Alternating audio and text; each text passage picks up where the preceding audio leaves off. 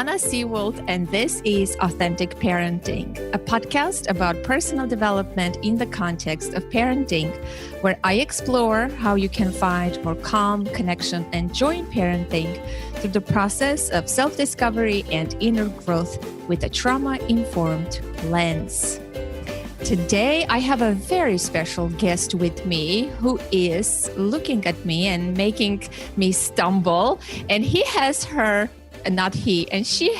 podcasting gear on. I am excited that she listened to my advice to have good audio setup. This episode is going to be about the 2020. It's been quite a year, and it's important to pause and reflect. And I have a bunch of questions that we're going to reflect upon. So today I have with me one of the most prominent faces of the authentic parenting community, a mother of two twin-age girls, Julie Starr. Welcome to the show. Thank you so much for having me. I am very excited. I had the honor of meeting you back in 2019 at the Authentic Parenting Conference, and you have been the biggest part of my pandemic experience since we had this support group going on since March.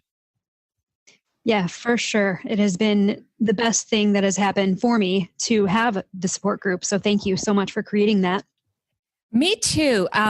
So instead of doing this solo episode, I decided to bring someone on who is as energetic, as funny and witty as you are, Julie Starr. And you wanted to be on the podcast. You always wanted to do an on-air coaching call or something like that. But I think this is the best episode we're going to do together. Are you ready? I am ready. I'm excited. Okay. So how has the pandemic experience been for you this whole year? Like, if you could choose one word, how would you describe this year for you? One word, that is hard. I guess I would say crazy.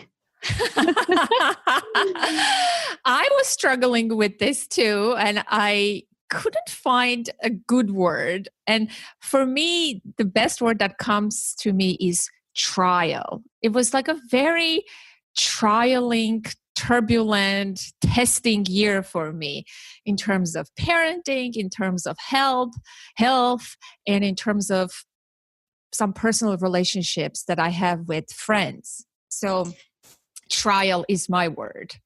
That makes sense. That's the same exact for me too. Ups and downs with lots of things in between. Okay, so today we're going to talk about some lessons we have learned during this 2020. And boy, did we learn some important lessons about ourselves, about others, about the life, about our kids, parenting, you name it. This has been a really, really challenging year for many people. Let me ask you first, are there any things that you really miss about the life before the pandemic? What I really miss is the connections and the interactions with people. I enjoy actually being home. It's nice, Mm-hmm. However, not being with people has really had an effect on me personally and my family. So, mm-hmm. Yeah, I think I miss that too. I just miss the people, the connection, the freedom just to go out and hug someone without any fear or get close to someone. I think I miss that the most, to be honest. Yeah, for sure. Mm-hmm. In our Facebook community, several people have asked several questions about how I handled or dealt or coped with the pandemic. I want to read one question. And so then we're going to get into the questions that I prepared. Debbie asked, How have you been doing throughout the pandemic? Did you become a little looser with restrictions as everything started opening up again, or still stay a little more sheltered? And now that things have opened up, do you find that things started to feel quote unquote normal again, or still different? And what did you learn from the entire experience? Or maybe more generally, what are your thoughts on the pandemic situation? Past, present, and future. And another person wants to know, have you picked up any pandemic hobbies? I think this is a great question for both of us to reflect upon. Let's start with the second one. Have you picked up any pandemic hobbies, Julie? I have. I taught myself how to sew. I've had a sewing machine for maybe 15 years that I've never used. My mom was a sewing teacher, and for some reason, I never wanted to learn. And I learned how to make masks, and my daughter learned how to make scrunchies. So that has been a really fun thing for us to be doing.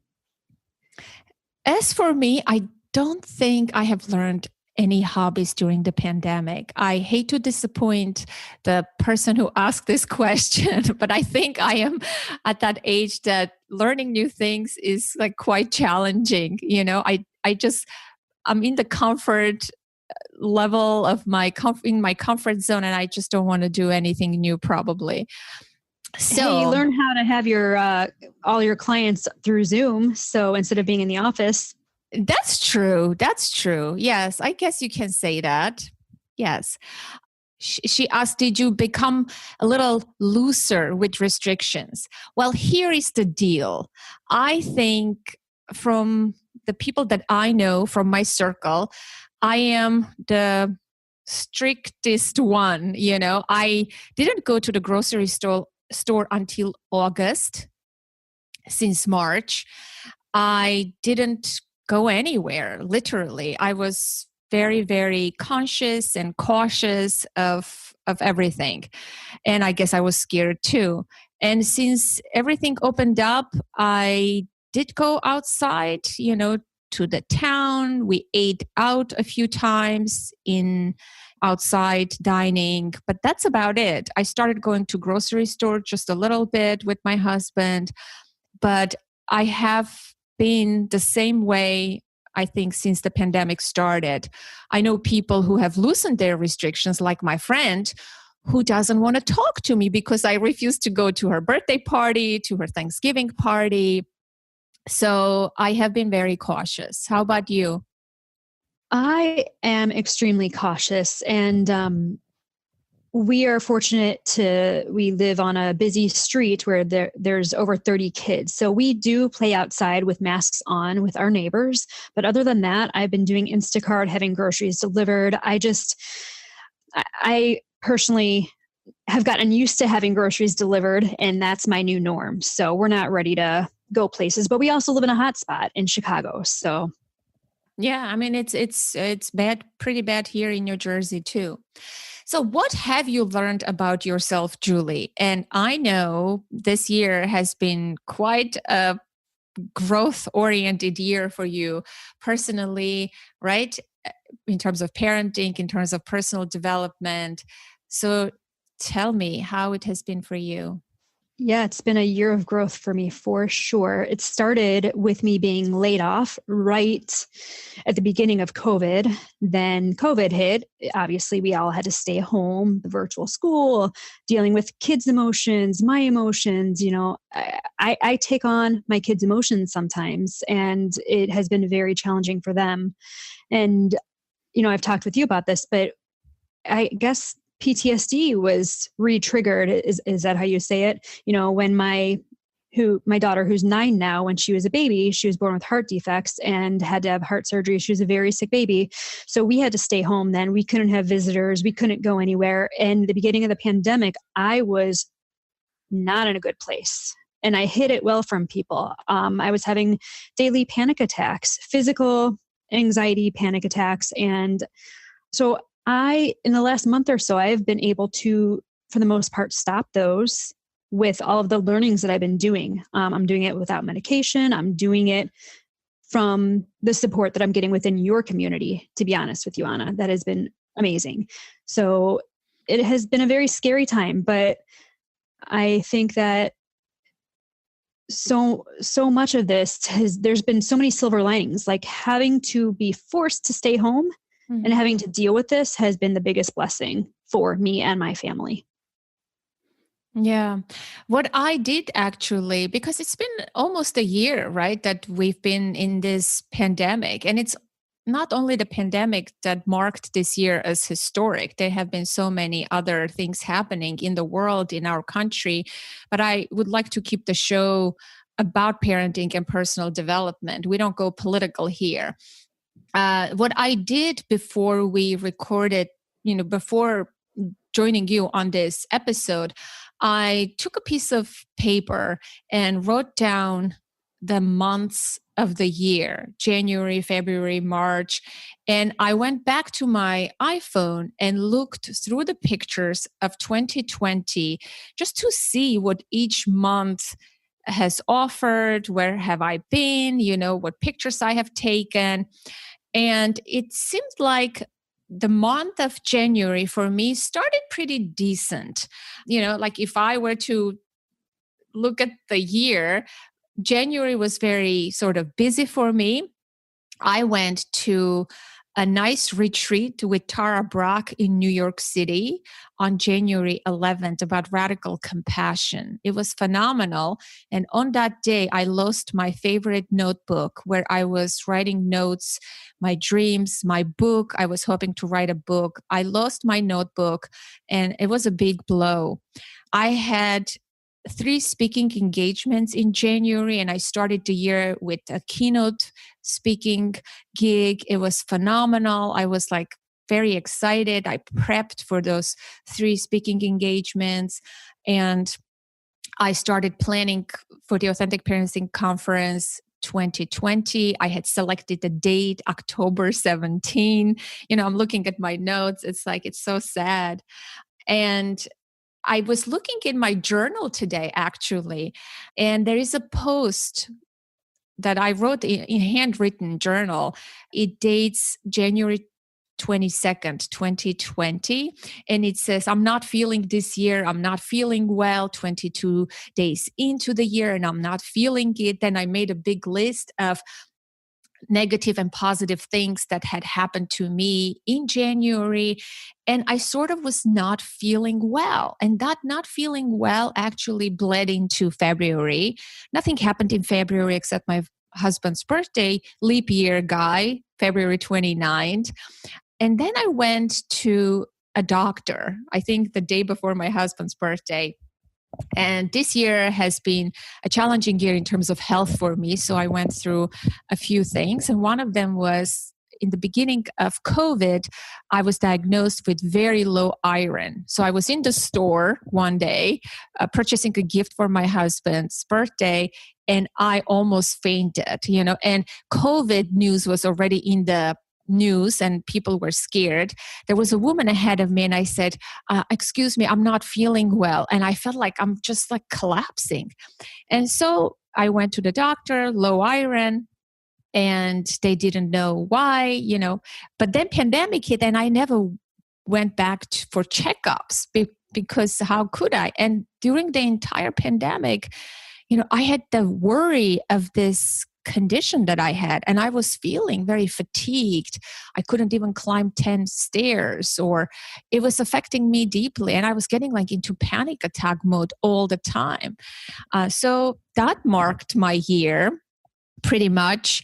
But in March, I also spoke at UPenn, another conference, March 6th. And I remember, I spoke in front of like 600 people, and people were coming and hugging me. And I'm like, oh my gosh, is this safe? Are we allowed to hug people or like be in front of people? And that was the first time that the COVID hit me. And after that, I locked myself in, I didn't see clients in the office, and pretty much that was my March. April was very severe. We didn't do anything. In March, I started the support calls.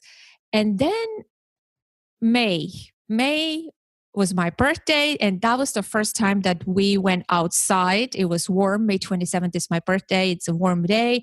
We had barbecue and some friends came with social distancing. Everybody was so happy to be out and celebrate something. Like after this lockdown, people thought, they forgot that it was my birthday. My neighbors just joined in. It was so fun just to see people happy for a moment. So that was that. And summer was the best for me, if I am being very honest. It was light, it was fun, fresh air, outdoors, barbecue, walks. My daughter went to summer camp. We risked everything and she was very happy. I closed my physical office in the summertime. And then unfortunately, we went to September, October, November, and now December. I hit another health issue, which I'm dealing with still, virtual school, and a disaster. Like right now, I feel like this is not the best part of the pandemic. So how about you? Give me your overview of the year.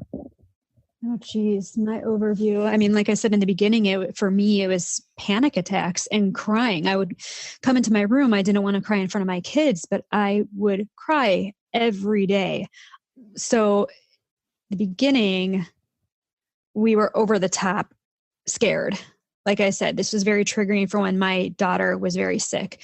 So when we had our first grocery delivery, this was like 4 weeks into the pandemic and, there's no toilet paper, there were no eggs. I cried because I didn't get eggs. So anything would just set me off. I am happy to say I don't cry over eggs anymore. So that was March, April. I guess same for us during the summertime. That was the best time, getting outside, walking around. We weren't going to parks or anywhere because they were closed here, but just getting outside, going on bike rides, doing things we normally wouldn't do. I found forest preserves. So we would drive, up to an hour away to do things like strawberry picking, or I drove to a sunflower farm, and we just did things that we normally may not have done. So I would say it was adventurous this summer. And then back to school. Being virtual school has had many challenges. I have a 9 and a 12-year-old. My 12-year-old is very self-sufficient and she is a very hard worker. It's been great having her home because she has grown tremendously. Her confidence, her self-esteem, everything about her working from home has been so good for her. She misses being in school, but overall her anxiety and worries have almost disappeared. So my younger one, my 9-year-old, it's been very challenging because they were just learning how to use computers and everything is typed, which she didn't know how to type. So there was a lot of learning curves for her. And plus, having her home, I have seen that she's having some challenges in school, which if she was in school, would I have known about these challenges? I don't know. So we are able to help her and assist her in ways that I'm pretty proud of. I'm proud of all the work that she's done. And, now we're looking forward to winter break, taking some time off and relaxing.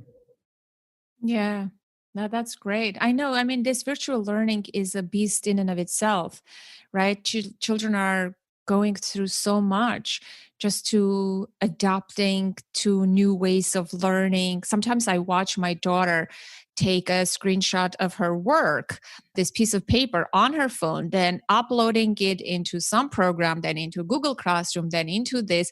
It doesn't go, it doesn't work. She gets frustrated. She's like, I'm not doing this. I already did the work. I'm like, yeah, but the teacher is not going to see your work. She's like, I don't care. All I know is I did it. So like there's so many little challenges that come with it. Kids are so frustrated. As you mentioned the other day, and my daughter, I think why also I wanted you to be on this episode with me was besides the support calls, right? We've spoken on the phone, we've texted, and since we have children of the same age, it seems like when you call me in exacerbation, I'm like, Julie, what you're describing just happened this morning in our family, or it happened yesterday. Like we've been going through the same experiences. When you called me about your daughter's math workbook. I'm like, I cannot believe it. My daughter ripped her math work pages too. So did your daughter. I'm like, this is incredible. All 300 pages? No, we don't have a book. I mean, she just had the worksheets, right? Hers was a few pages, but yeah. That was a pretty amazing story. I mean, she was outside out front getting some fresh air. I didn't realize she brought her math workbook with her. And, but then she brought it back. She came back inside and said, Mom, I feel much better now. And she went upstairs and I go upstairs, to check on her, and her sister are taping back together all 300 pages. So it was a therapeutic thing for her. I guess. Like, I think as a parent, what I have noticed about myself, and I'm not this is not the proudest moment of my life. I thought everything was okay with my daughter because she didn't exhibit any obvious signs of disturbance or depression or anything of that nature. Maybe a little bit depression, like she wants to stay in her room. She doesn't want to go out. She doesn't want to do fun things. That also could be like a teenage thing, right? She doesn't want to hang out with her parents anymore. And I was very relaxed and I wasn't on top of things as much as maybe I should have. I advise other parents, talk to your children. Mental health and emotional health are important. But was I doing it enough in my own home? I'm questioning it now. Yes, I had conversations with my daughter. We went on walks, we talked, but I don't think if I were to grade myself, and of course we don't like punishments or rewards, if I were to grade myself as a parent, I don't think I was the gold star parent this year. I have to be honest. I think I dropped the ball. I was very hands off at some point. I think I could have been better, but then I was going through stuff too, but I don't want to justify, you know what I mean?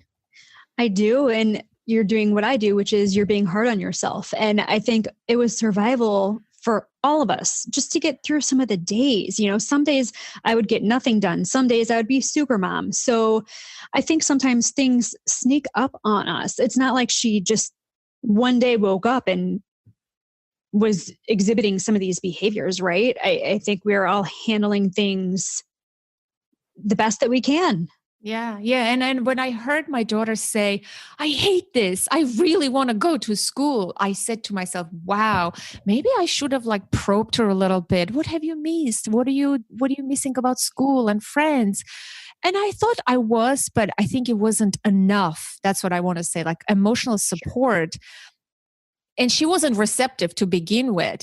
She would say, leave me alone, and lock herself in her room. So that also made it difficult for me to say, you know what, maybe I should leave her alone. But I think, it's hard as a parent to find that balance. When do you leave your kids alone? When do you get involved? And how much you get involved? It's very hard to know. Absolutely. And you don't know until it's right there in front of you. And then you got to figure it out, what's best for you and your child. And that's what 2020 has been, is figuring a lot of things out on the fly. True. I have written down some lessons that I have learned. Have you thought about some lessons that you've learned? You have a whole page. Yes. I have a whole page of lessons, but let's start. I want to hear yours. No, mine is 8 points. I had more, but I had to condense it and shorten it because I don't want to go on. What I took the major ones. So let's go one from you, one from me, like a ping pong style. Sounds good. What's on your list? These are in no order. So one thing is my reactions and my behavior, that I have now been able to think more in the moment, like stop, breathe, which I would just go. I would just get upset and just say whatever came to my mind. But now I'm stopping myself and thinking in the moment when I'm triggered, and I'm either walking away or working on self-regulation and then coming back to whatever the problem is. So I guess that would be my probably number one takeaway from this year. Wow, that's huge, Julie. I mean, that's incredibly big. That's amazing. I mean, don't get me wrong. these are big lessons. It doesn't mean I apply it every time, but this year has been a year of vulnerabilities and learning and growth and self-discovery. So yeah, that was a pretty big one for me because I'm very, very reactive, but that is something that I do not want to be anymore. Yeah. Well, what I have on my list, again, it's in no particular order, but the first one on my list is simple living. I'm pretty comfortable. I actually do not want to, what did I write? I don't like the bustle and hustle of busy life. I actually am very content with simple living, period. I think that's the biggest lesson. Like, I can live like this forever. I don't need to get dressed and go to fancy places. I don't need to go to parties that I don't want to be part of or invitations. I think I enjoy this simple lifestyle so much so that I would love to have a small farm. So that was my lesson number one.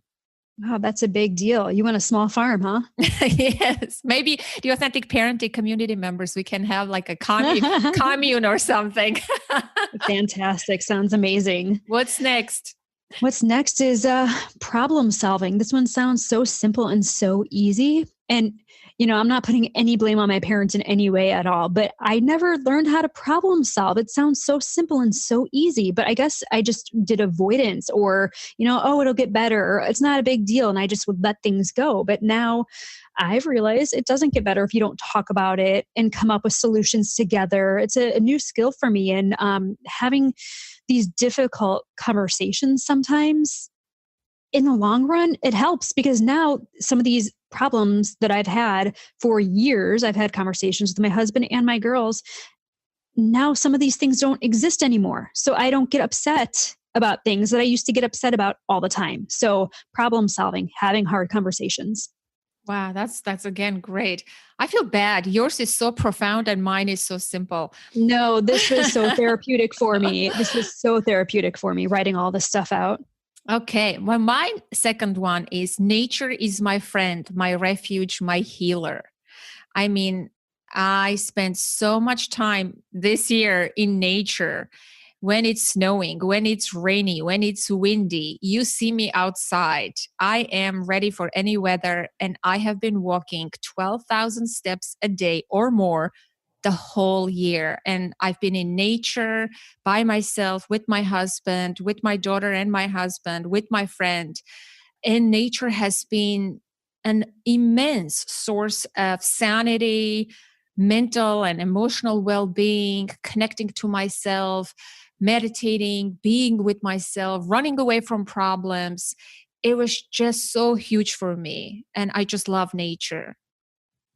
And you inspired me to take daily walks, at least when it was warm outside. So yeah, being outside in nature is a huge one. Mm-hmm. What's next on your list? Next is boundaries. I don't even think I knew what a boundary was. So I am learning now how to set boundaries, and that has been really challenging. However, if I was being yelled at by a child or called a name, I might have engaged with them. Sometimes I still do, but now I'm like, hey, I'm not going to be spoken to that way. I'm going to go to my room now and I'll be out when I've calmed down or when you've calmed down. And taking that step away from them, giving them their space instead of saying, hey, don't talk to me like that. No, go to your room, do this, do that. That I've learned does not work. It never worked, but I didn't know what would work until I have been using boundaries, which, to you might sound super easy. Like, I don't know, but no, it doesn't. I think we all struggle with boundaries, including myself. And I have been learning about boundaries because of the podcast, because of where I am in my life. It's been a huge lesson too. Mm-hmm. And actually, my point is, if I were to dovetail off of yours, mine is essential stuff, focus on essential things. And I can include their boundaries because I wanted to focus. This year has taught me just to focus on essential things. What's non-essential, I'm not going to devote my time, my attention, my energy, whether that's a person, a thing, an event, a post, a comment, a client, whatever it is, focus on essential things. And that's what I have done. I have eliminated so many things from my workflow, from my day, from the things that I used to do, from my wardrobe. Again, it goes with the simple life, simplify mentality. But I have sort of focused on the bare essentials in my life: essential relationships, essential things, essential matters. And I think I want to carry that lesson into my 2021 and more. Hi, it's Amber from Australia, and I thought I would do a special plug for Anna for her patreon.com website. If you go to patreon.com, you can find Anna on Authentic Parenting there. I really encourage you guys to get on and make a donation. When I had a chat to her recently, I asked how she covered the costs, and Anna mentioned it costs about $500 to do the episodes each month, and she was fortunate to have 8 people who were donating on patreon.com, and she would get $35 from that donation. Well, I realized there's a bit of a gap there between $500 and $35, so I thought that I'd give a shout out to all the Aussie listeners there. I know how much, there's a few of us, and I know how much all of us appreciate the work that Anna's doing. The guests are so interesting, and we know how much work goes into preparing a podcast. So I thought I would make a suggestion. If you guys need ideas for Christmas, or you want to make a Christmas donation to Anna, let's show some Aussie love to Anna and her podcast by getting on board the donations. I've signed up for $10 a month, and I'm excited to what Anna's going to bring in the new year, and I feel great that I can show her my support. My next one is that my kids are not giving me a hard time, that they're having a hard time. And that actually, I think it applies to adults too. And I actually apply it to myself. I'm like, I'm having a hard time. I need to figure out what my needs are. What's my trigger going on right now? And I also tell myself, hey, I'm talking with the brain of a 9-year-old. Like, clearly she's having a hard time. And I remind myself of their ages, that they're not adults, and the things that are coming at me are coming from a child's brain. So I've been saying they're not giving me a hard time, they're having a hard time. And I have been trying really hard to look past the behavior and stop taking things personally. Because when I take things personally, it's not good. No, it's not. I know. I hear you. I've been trying to practice that as well. Next on my list is change is the only constant. I think this needs no explanation. As we all knew, throughout this year, we went through so much change, big change, small change. Everything was shifting. You create a routine. A month later, you need to reestablish that routine. What was working a week ago is not working today in terms of everything. And I think just embracing that concept that change is the only constant, it just gives you a peace of mind, at least for me. Yeah, no, I hear you.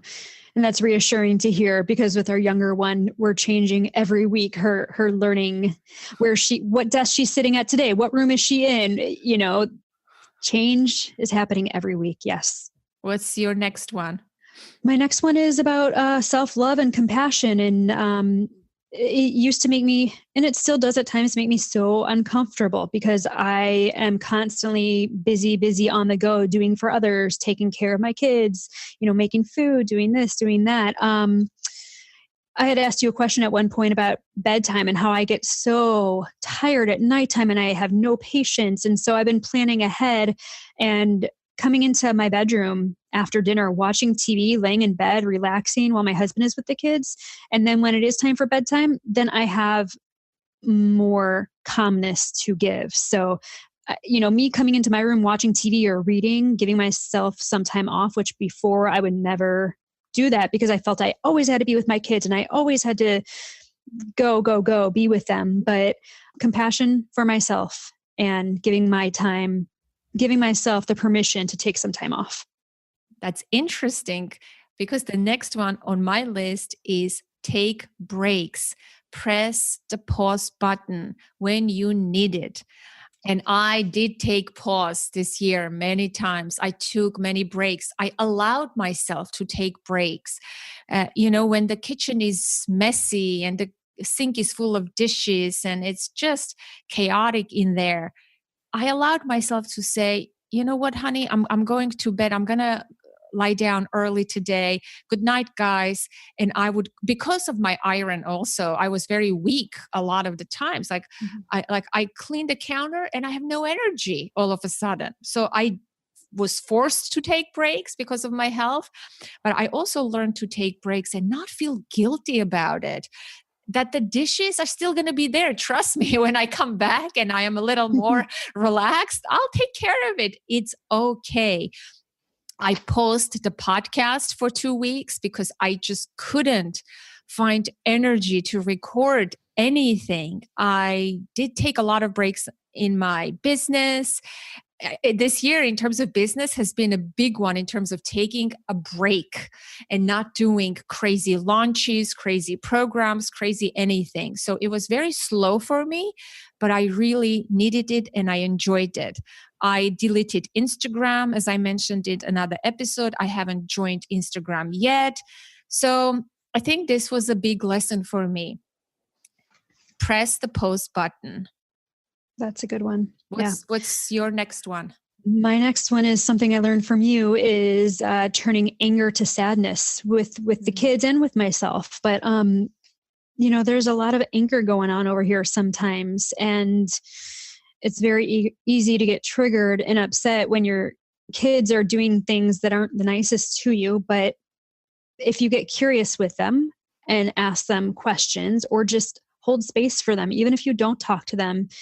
I've had some really huge breakthroughs with my 12-year-old. It's been amazing getting her to go from anger to sadness. We had an hour talk the other night where she was crying the whole time, but telling me a list of 50 things that was bothering her. And we were able to come up with some ideas on how to help her. She helped come up with these ideas, so nighttime she gets really stressed and wants to talk to me about anything and everything where I want to go to bed. I'm falling asleep as I'm putting her to bed. So now she writes a list of things at nighttime, because otherwise it's on her mind. And she, that was one of the things that we came up with, and that has been super helpful. But that solution would not have come up if she didn't go from anger to sadness. From mad to sad. Mad to sad, yes. And that is the thing I was having a hard time with my daughter. I could not get her to sadness. She was in mad, and I was trying very hard, blaming myself, then giving up, because it was hard to crack this madness and to invite the sadness, because she was shielding it too. It happened a few times, but man, it's so healing, It is. And I wonder though, too, if it has to do with their age as well. It has. A lot of things have to do with age, but I think in general, like you said, for us too, when we're angry, when you soften and embrace your vulnerability and allow yourself, that anger energy is a protective energy. What is it masking? It's a protective shield. Underneath is this vulnerability. And when you cry, it goes away. There's no need to get angry anymore. Right. She was actually bragging to her friend the next day saying, oh my gosh, I was so mad. And then my mom and I were talking and I cried for an hour. She was proud of herself. Oh, wow. And I'm so proud of her for coming up with tools for herself to write down the list and to empty her mind. That's amazing. She's amazing. Yes. Wow. Next on my list is acknowledge when you are not okay and ask for help or tend to yourself. I think this one requires no further explanation. It's very self-explanatory. That's a very good one. Yes. Yeah. What's on your list next? Another big lesson for 2020 is I learned a lot about trauma and how much was actually stuck in my body. I had no idea any of this stuff existed, but you can't just get over events or things in your life, even from your childhood, just by shoving it down there. So there's been a lot of stuff that's come up and bubbled out of me that I had to deal with. But being able to push myself through it has been pretty amazing. And you have provided me with so many tools for dealing with trauma. You're referring to the pep talk, the famous pep talk I gave. Oh, that was amazing. And I'll admit it, I get stuck in victim mode sometimes. It's like, I know things need to change, but I don't know how to do it. And we were on a call, what was it, a few weeks ago, and you were saying stuff. And I'm like, you know what? You're right, Anna. Like, I'm responsible for my happiness. I'm in control of myself. If I want to make changes, it's time to make changes. So thank you. Yeah. Yeah. So next on my list is small gestures have big impact. What I'm speaking about is, I have in the parentheses, soup and cakes for neighbors. Well, during the pandemic, everybody has been cooking, baking more than usual. As much as I don't like cooking, I've been cooking multiple times a day. But I also have baked my famous chocolate cake. And if anybody is interested, I'll post a recipe in the show notes. I baked that chocolate cake for almost every neighbor we have and their children in the neighborhood when there was someone's birthday party. People would even meet me on my walk and say, "Hey, Anna, I heard it was such and such's birthday. Mine is August 12th.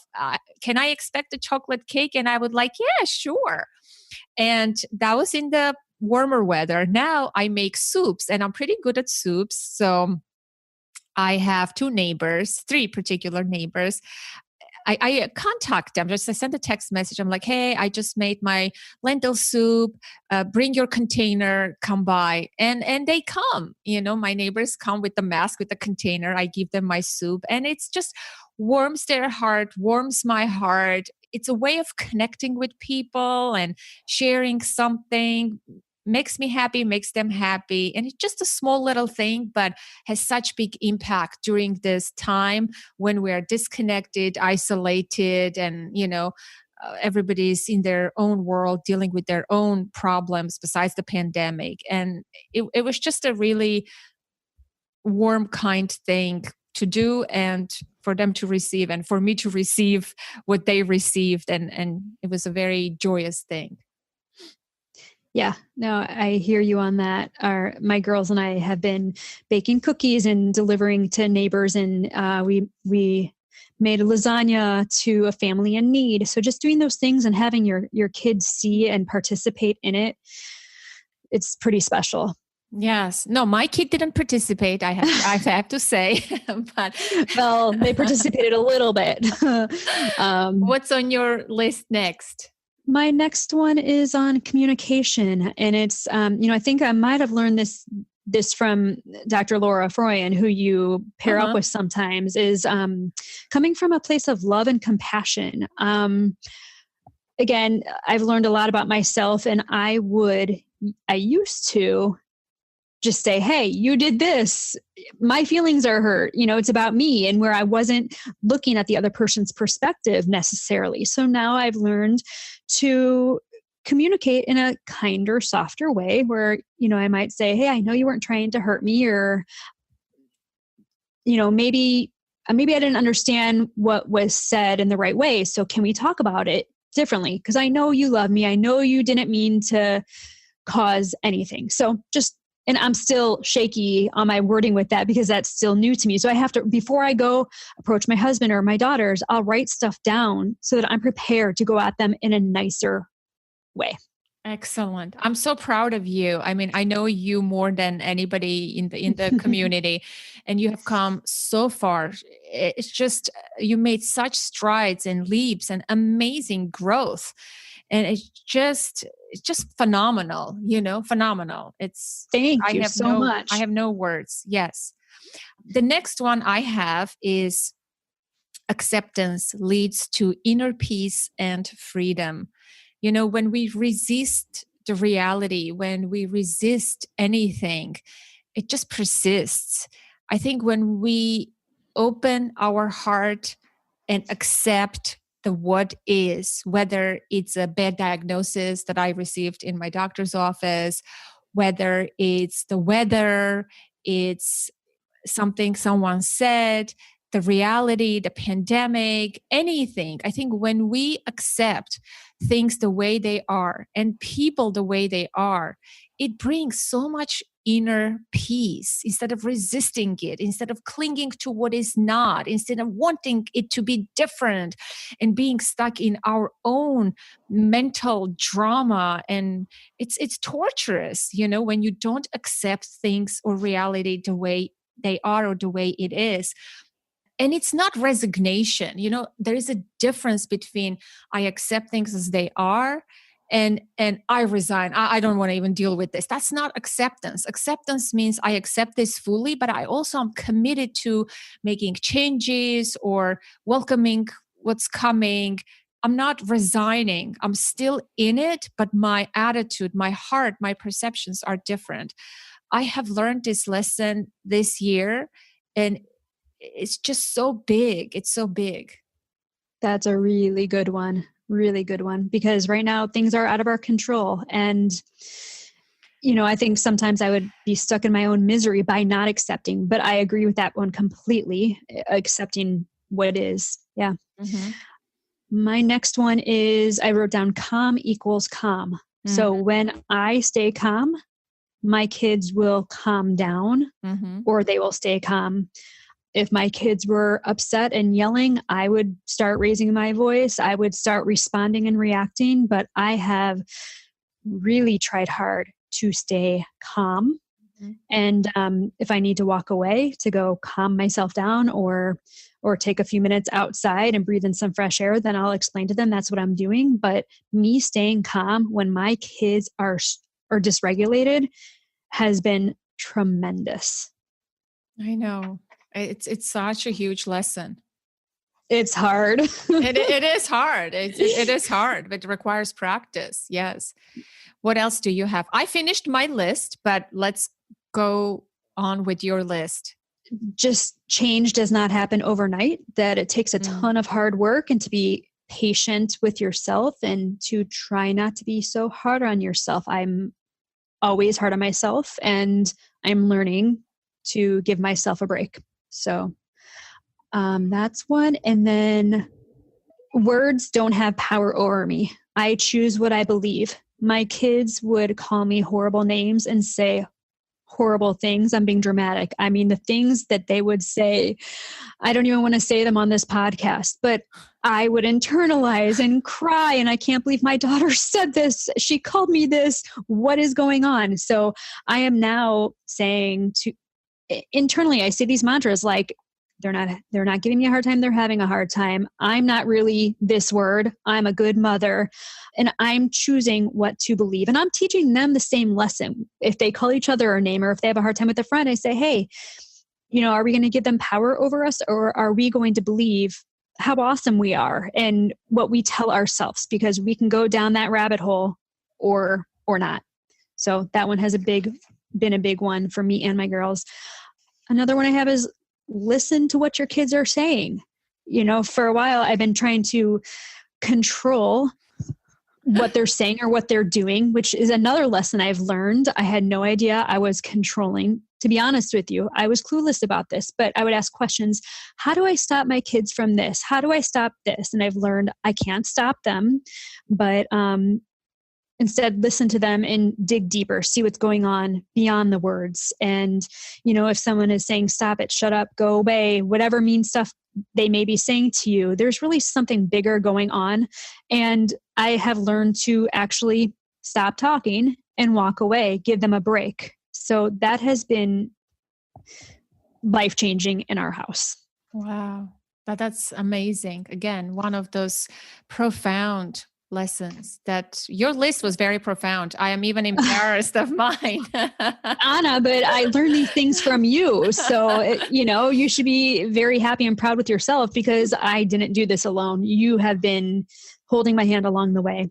The last biggest takeaway is, the whole self-worth thing. I've been pretty down on myself this year, and I feel like I'm finally finding myself again. And I am a fighter, and I always want to work on things, make things better. I've been pushing past my fears and finding the answers and being vulnerable, reaching out to your community, sharing some pretty personal stuff. And I believe the only way that I have grown so much this year is through you and our support group, and putting myself out there, being vulnerable, being honest by writing it, and it's holding me accountable. So thank you.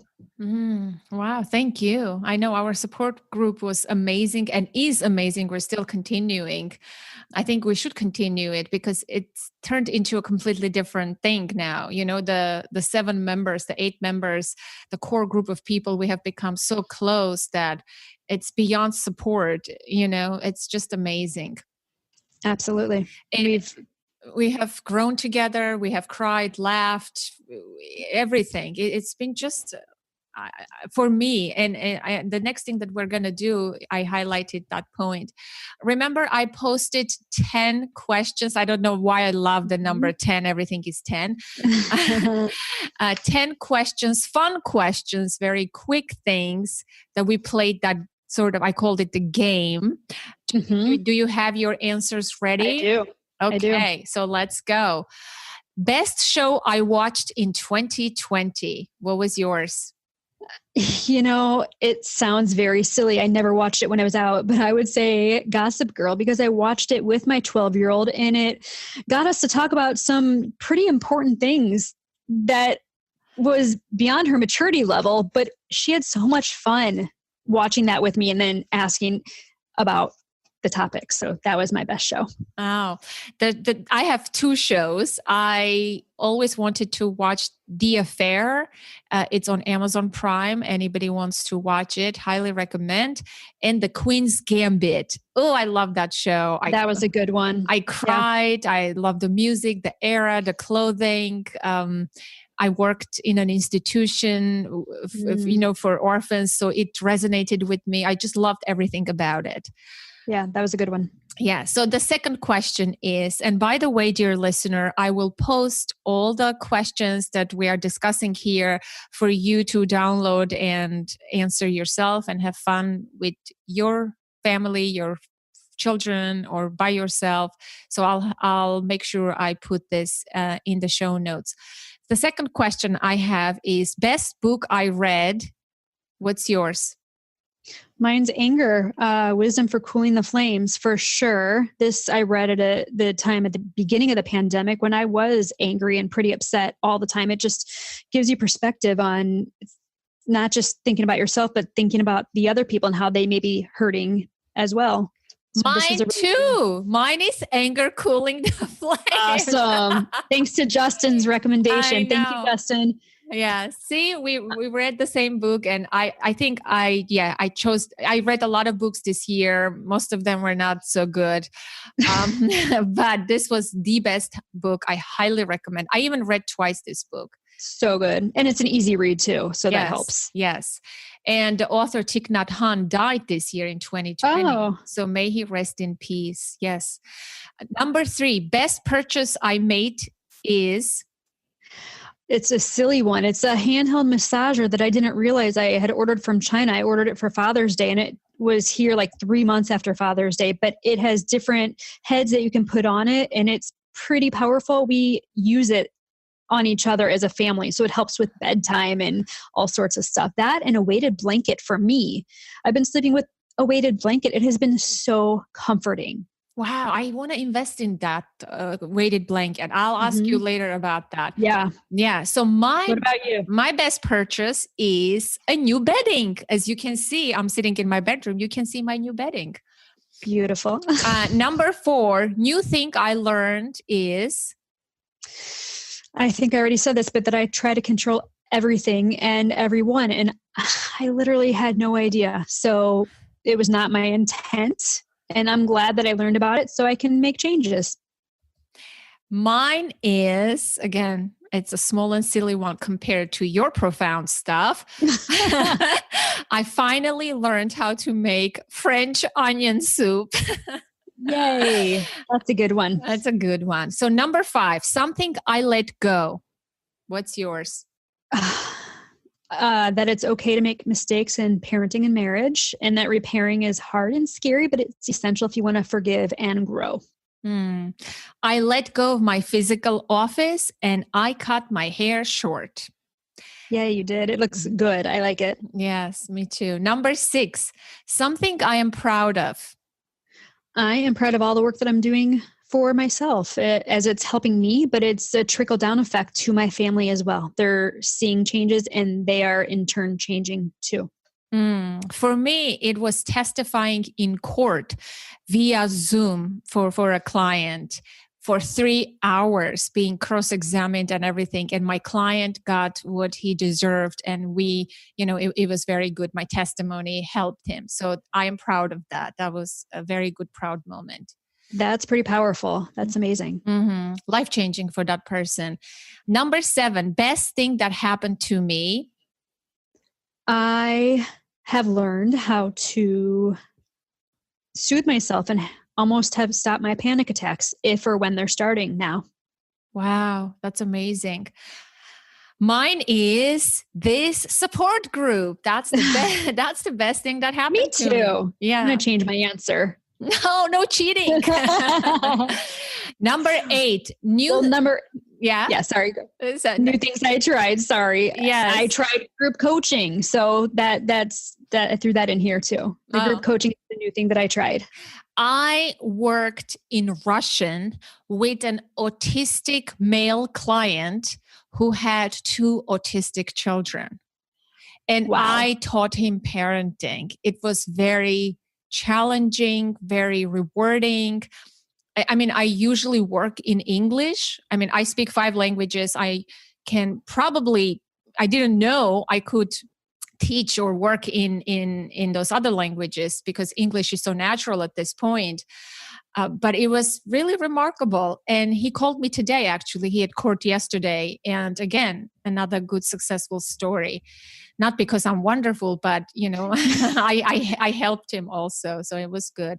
Number 9. Wait a minute. I'm sorry, but that was incredible. That's amazing, Anna. Wow. I know. Now I can take Russian clients, people. Yes. Number 9. I celebrated ... What did you celebrate? Nothing crazy. We celebrated birthdays and events outside with masks on. We would have, for our daughter's birthdays, instead of parties, we would have cupcakes or desserts and cocktails on tables in front of our house and hand them out at a distance. So that's how we celebrated our events this year. Yes, I celebrated my birthday. I think because after the lockdown, that was the first thing that we celebrated. It was like it marked the end of the lockdown and sort of a new era, but unfortunately the pandemic is still here. So I put my birthday. And number 10, a realization I had is, what is yours? Mine is that I had a lot of work to do on myself. I didn't fully understand what it meant, self-love and my worthiness. And I am still trying to figure it out, but I've made some great progress. And I'm remembering, this sounds cheesy, but how amazing I am. I forgot that I'm a really kind of fun and cool person. And I'm remembering that again. So. Wow, great. Mine actually ties in with that too. I think the biggest realization I had this year is something clicked in my mind after having worked with a lot of clients over the years, having done the podcast, interviewing people, the trauma work, reading books and all of this stuff about healing and personal development. I think for me, it clicked into this simple thing in my mind that healing is a 3-tier process. Number 1, knowing yourself. Number 2, accepting yourself. Number 3, loving yourself. I think I want to open this a little bit maybe. Knowing yourself is, I think everything begins, the healing process, and you can attest to this because everything you said just sort of flows with this. You have to know yourself, who you are, where you are coming from, your trauma history, your attachment history, your addiction history, the mistakes you've made, your life, and all of it, the strengths, the weaknesses, the goals, the dreams. You need to know yourself first in order to start healing. Second, you need to learn to accept all parts of you, all the broken and all the pieces of yourself. And I can talk about this longer, but and then after you accept yourself, I think you sort of flow into loving yourself, because without accepting, it's hard to love yourself. You're going to judge yourself. You're not going to forgive yourself. So, and loving yourself is taking care of yourself, investing in something that I call radical self-care. Learning to set boundaries, to say no to people, learning to feel your feelings. And another big part is, communicating your needs, knowing your needs. The other important part is allowing love to come in, receiving kindness, compassion, appreciation with an open heart. Because if you start to love yourself, you will accept the love that other people give you, the compliments, the simple compliments that people give you. Do you minimize? Do you dismiss? Or say, yeah, it's not a big deal? We all used to do that, right? Now I accept it. I try to remain present and accept with graciousness and with a thankful open heart. When somebody says something, I'm like, thank you, instead of saying, oh, it's not a big deal, don't worry. No, I want to love myself, and when people appreciate it, something about me, I take it in. I think that's part of loving yourself. Absolutely. I agree with everything you just said. That's why I love you, because you agree with me. So I have several other questions that we didn't I didn't ask, and because we talked about them pretty much, I want to eventually end this episode, but I will post the questions about the 2020, and there are some questions about 2021. Maybe we can do that another episode, or we can discuss it in our group. I'll post it in the Facebook group. But moving into 2021, I posted in our group, I said, what's the word of the year?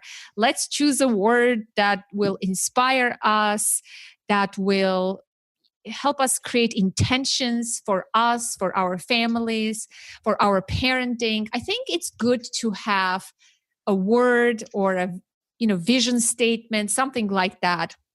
Because when things get bad, it's good to look back at the word of the year or your mission statement and reorient yourself. So I know you have chosen a really powerful word, Julie, because you posted in the group.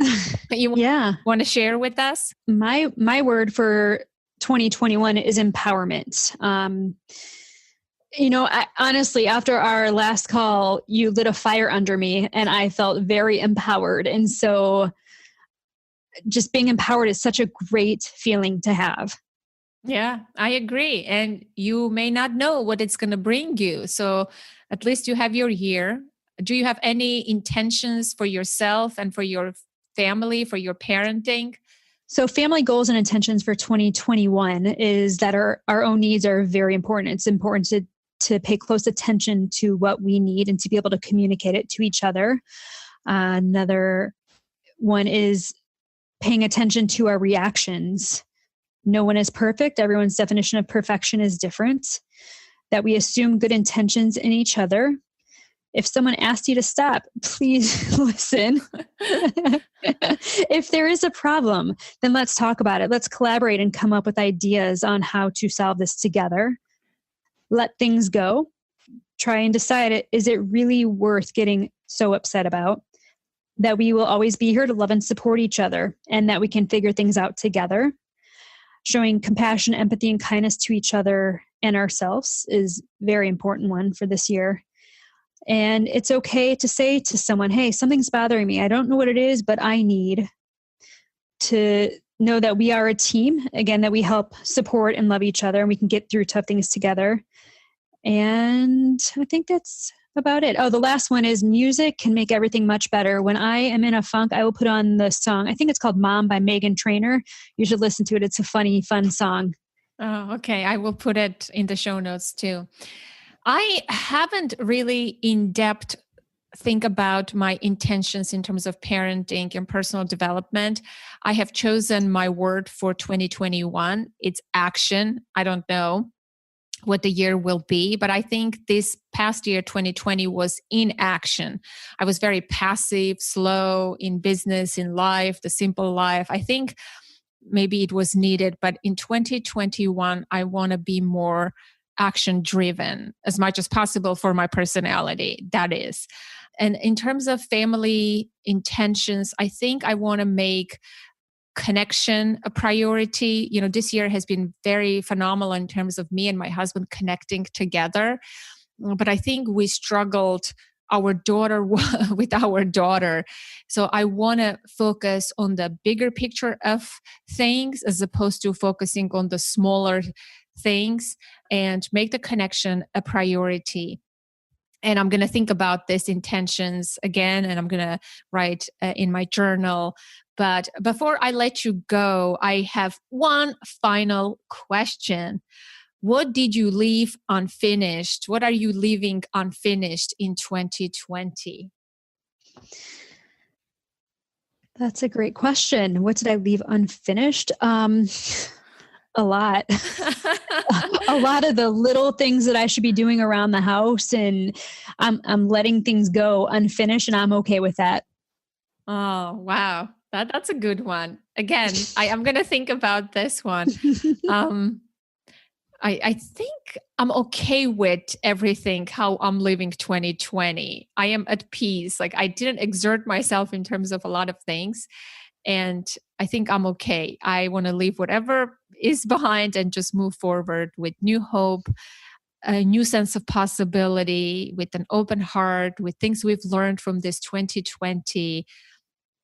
And just, with acceptance of what's coming. And hopefully we can bring the lessons that we've learned into the 2021, right? And really apply those lessons that we've learned from 2020. And what a year. I mean, what a historic year this has been globally. And it challenged us in many ways, and it changed us in many ways, right? Absolutely. Yeah, so many ways, us and our children. And this generation will be impacted by this experience forever. This has been just an enormous experience. Well, with that, let's say goodbye. I'll see you on our support call. Thank you from the bottom of my heart, and a big, big warm hug, Julie. Thank you. You too, Anna. Take care. Oops. I've never done this with a person staring at me. It's me. We have to put this in the bloopers.